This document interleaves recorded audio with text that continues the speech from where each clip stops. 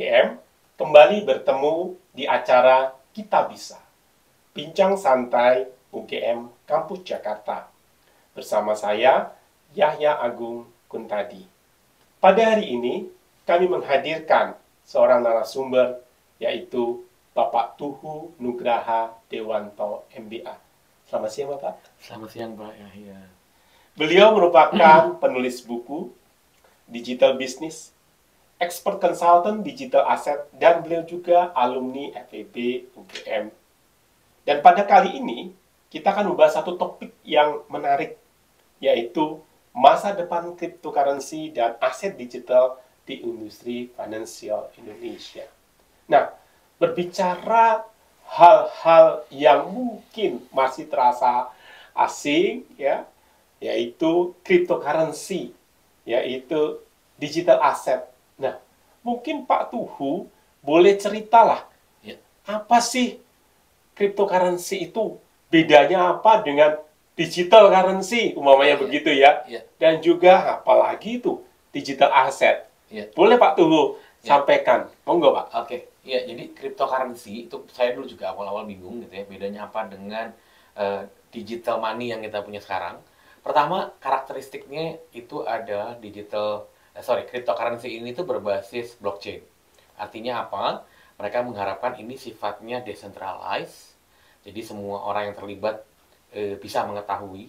Jadi khasnya adalah traceability, karena dengan sistem blockchain ini tadi nggak disimpan di satu server tertentu. Kedua, cryptocurrency ini bersifat borderless, lintas negara, dibuat oleh komunitas. Yang ketiga, cryptocurrency ini tidak ada underlying asetnya.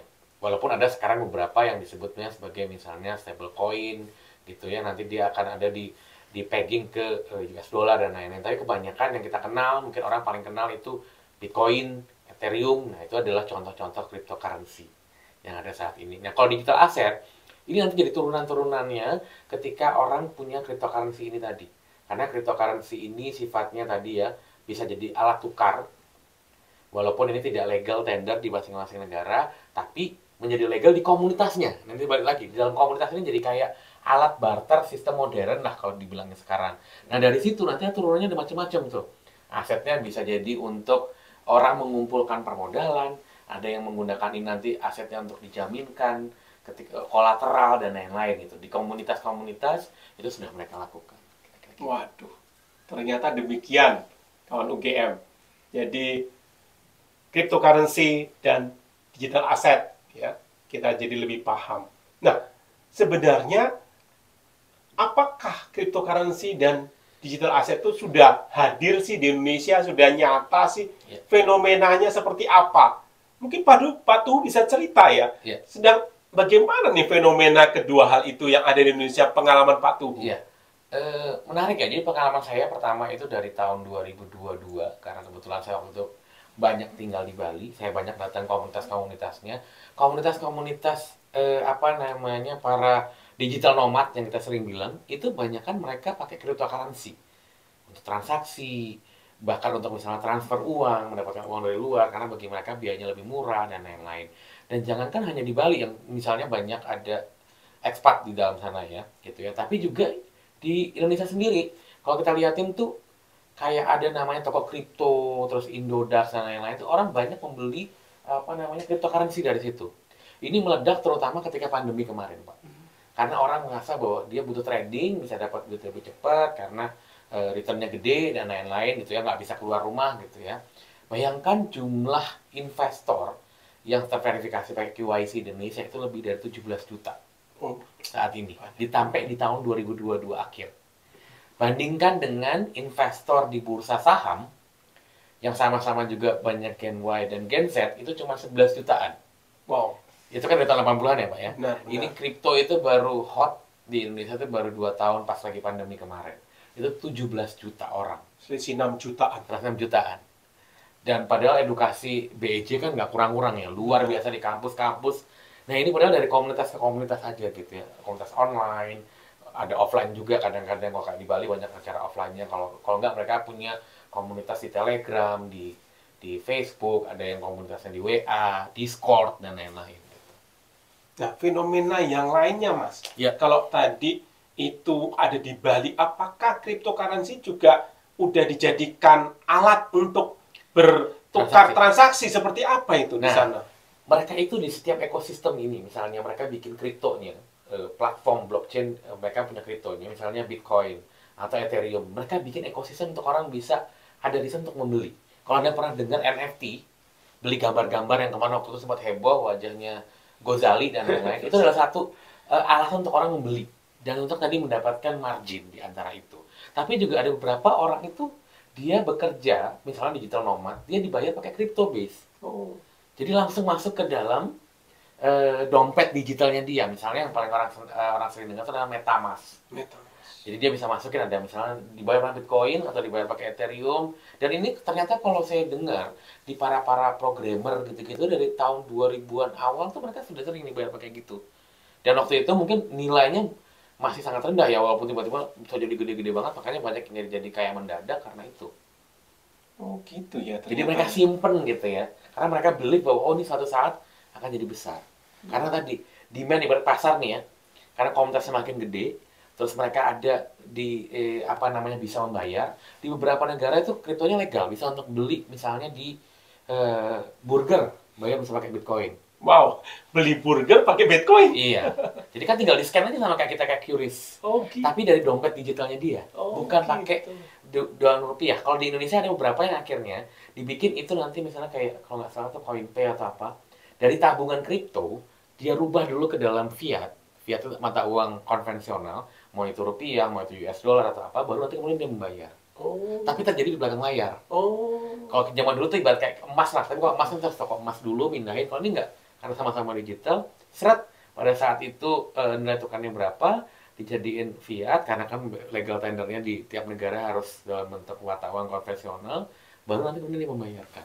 Dan pihak penjualnya itu juga sudah mempersiapkan diri ya, artinya menerima ya. Betul. Di beberapa yang berkomunitas itu bukan rahasia lah, di Bali itu beberapa udah ada kok, bahkan ada di Bali kalau Anda lihat ada beberapa yang kafe kripto gitu.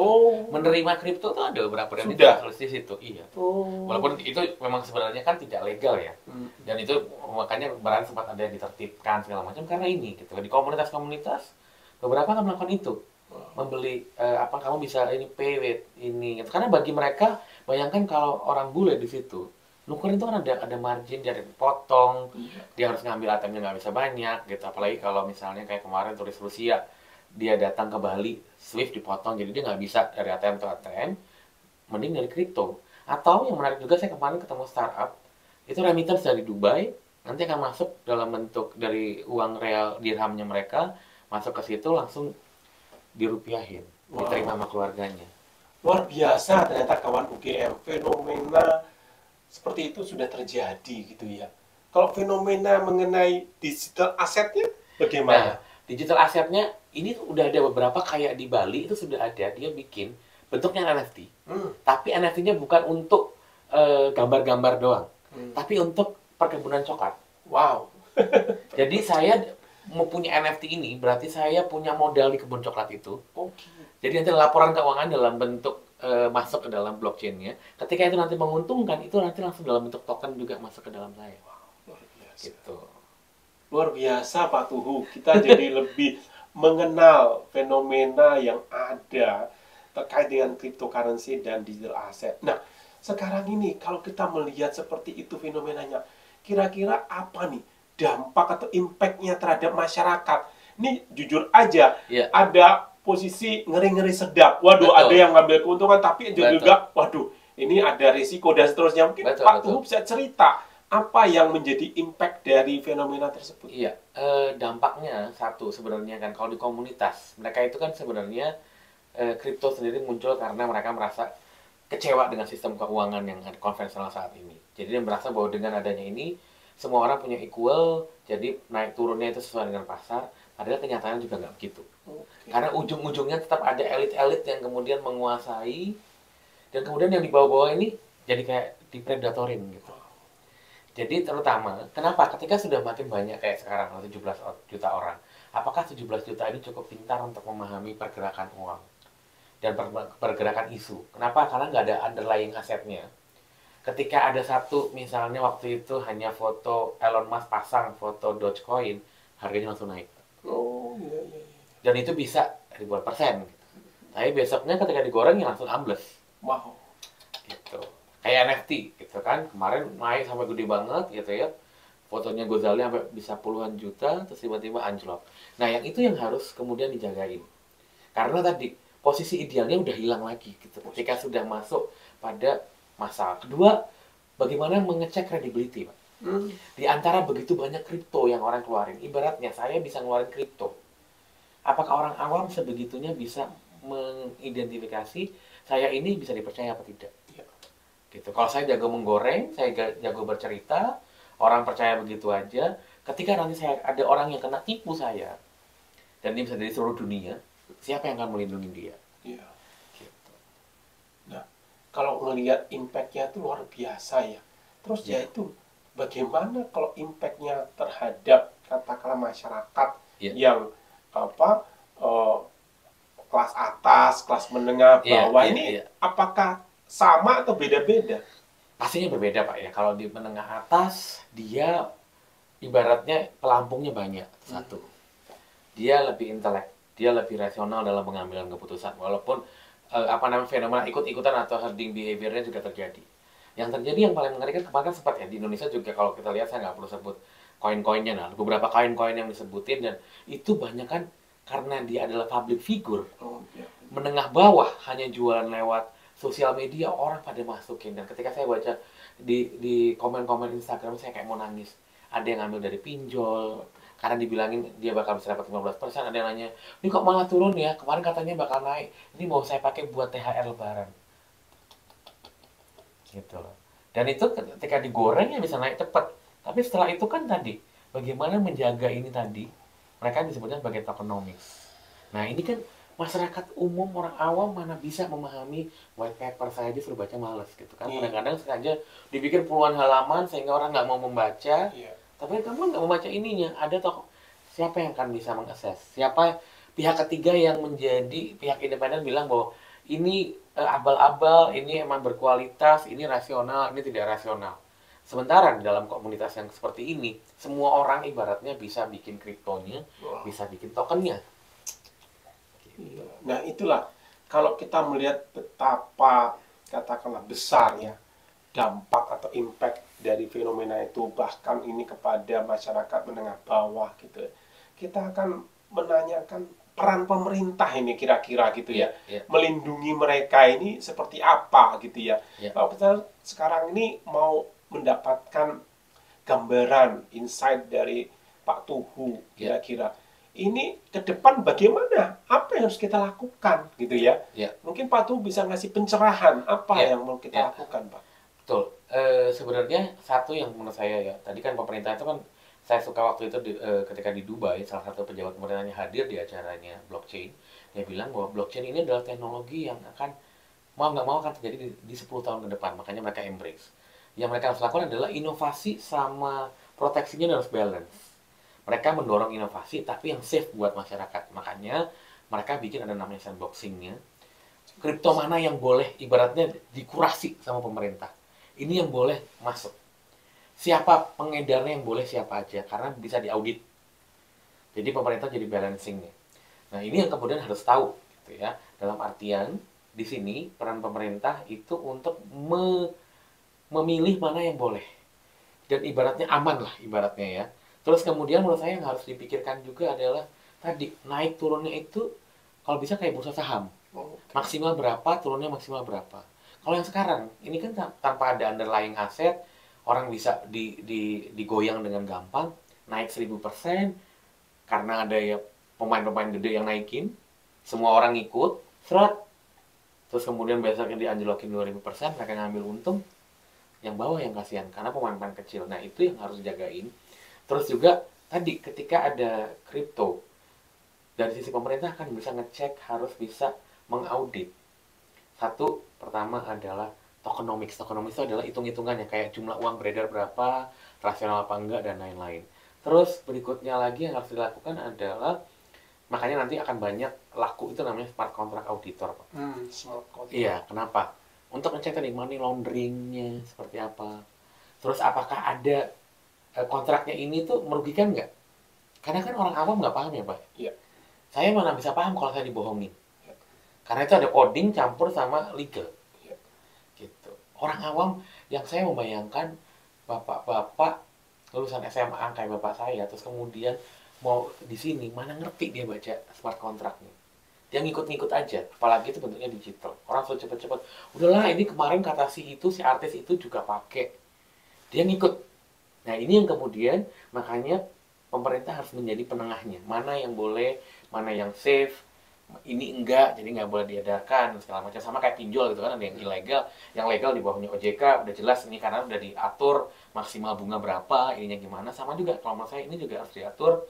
Misalnya nanti dia mau, kan nanti di dalam situ kripto bisa juga ada pinjaman, ada deposito, mereka akan bisa jadi kolateral, gitu kan. Terus kemudian naik turun harganya berapa, ini make sense apa enggak, ekosistemnya bagus apa enggak, gitu. Nah, kalau kita bicara pemerintah ataupun itu banyak komponen-komponennya. Itu ada di situ BIA, kemudian ada OJK, Kementerian Keuangan, Kominfo, Kemenda. Bahkan ada satu lagi nih, DPR. Ya, Nah, ini juga penting sekali gitu ya. Betul. Nah, ini bagaimana mempunyai sinergi atau bagaimana cara mengkoordinasinya. Mungkin ada pandangan dari Mas Tuhu atau Pak Tuhu ya tentang hal ini ya. Betul. Bagaimana supaya para pihak ini bisa mempunyai koordinasi yang baik dalam hal ini. Nah, satu hal yang menurut saya paling penting, saya jadi ingat juga apa yang dilakukan sama Dubai. Dimulai di tahun kemarin, di Dubai itu semua aparatur pemerintah harus certified on blockchain. Jadi punya sudut pandang yang sama. Apa itu blockchain, potensi inovasinya apa, risiko yang mengandung dalam itu apa aja, dan mindsetnya sama. Jangan sampai ada orang yang mungkin nanti pemahamannya blockchain selalu pasti sama dengan kripto. Padahal blockchain itu belum tentu kripto. Dia bisa untuk supply chain dan lain-lain. Terus kemudian kripto harus sama dengan CBDC. Bahwa terus blockchain pasti desentralisasi. Padahal juga nggak harus desentralisasi. Nah ini tadi DPR, pemerintah itu harus punya pemandangan yang sama. Karena kepentingannya betul Pak, beda-beda. Kominfo harus bicara soal bagaimana regulasi sebagai teknologinya masuk ke Indonesia. Waktu itu saya pernah diundang juga dengan Kementerian Keuangan sudah mikirin perpajakan kita gimana Pak? Wah iya benar. Betul. Benar, karena waktu itu mereka nanya, ngundang beberapa orang tokoh kripto dan segala macam, termasuk saya ajarin ini loh bisnis modelnya. Karena dia langsung nanyain, Pak kalau bisnis modelnya kayak begitu, saya harus ngajukinnya gimana? Ya itu nanti Bapak lihat aja nih, modelnya ada apa aja, Bapak mau masuk lewat mana? Gitu. Dan pertanyaan yang paling ribet kalau dengan perpajakan dan yang lain, yang mau dipajakin yang mana? Kalau itu karena kan ngambang di dunia digital ya. Sementara ekonomi kita kan sekarang berdasarkan negara. Iya, real kan, ekonomi real. Nah ini padahal tuh nanti kalau ngomongin aset digital tuh panjang sampai nanti metaverse. Ya Allah. Kalau saya beli baju di digital, belinya ke Ukraina, orang Ukraina untuk di tanah digital. Nah ini saya dipajakin sama negara Indonesia apa mana? Saya beli rumah di virtual di situ, itu kan kayak kripto tuh Pak. Gitu. Nah itu nanti siapa? Apakah pemerintah kita yang berhak atau di sana yang berhak? Atau tanah di mana server itu berada yang berhak majakin ke saya aset itu? Jadi regulasinya belum ada ya, regulasi Belum. sendiri masih belum dibuat. Jadi PR besar buat pemerintah dan semua ya stakeholders untuk menyusun regulasi terkait sepertinya begitu ya Pak ya. Betul, dan ini semua negara juga sebenarnya masih pakai pendekatan yang beda-beda. Oh. Jadi kayak misal di Cina, totally nggak boleh namanya cryptocurrency. Wow. Jadi Ekstrim ya? ekstrim, mereka bilangin karena mereka bilang mau safe. Karena makanya orang kemarin ketika ada fintech summit di Bali, orang Cina kaget gitu, kok di sini boleh? Iya, karena pemerintahmu pengen semuanya hygiene dulu dicek. Kalau Cina itu eksperimennya, sandboxingnya hanya di Hong Kong. Hong Kong boleh, tapi terregulasi. China mainland nggak boleh, kamu hanya boleh CBDC. Kalau selain ekstrim, kemudian ada yang lainnya apa? Boleh semua gitu? Kalau di beberapa negara yang lainnya, dia boleh tapi diregulasi. Oh, regulasi. Regulated ya? Regulated. Jadi dia harus masuk sandboxing kayak di Dubai. Semua perusahaan, ayo, semuanya yang mau bikin inovasi soal blockchain, boleh masuk ke sini. Tapi kita akan awasin. Wah, terima kasih nih Pak Tuhu. Luar biasa. Tanpa terasa memang begitu asyiknya kita berdiskusi. Namun kawan UGM, ya kita berakhir waktunya dengan Mas Tuhu saat ini. Dan mudah-mudahan apa yang kita perbincangkan ini memberikan manfaat ya buat kawan UGM mengenal lebih dalam tentang cryptocurrency dan digital asset. Demikian perbincangan kami dengan Pak Tuhu Nugraha Dewanto, MBA, dalam acara Kita Bisa. Selamat siang Pak Tuhu. Siap. Terima kasih. Sama-sama, Pak.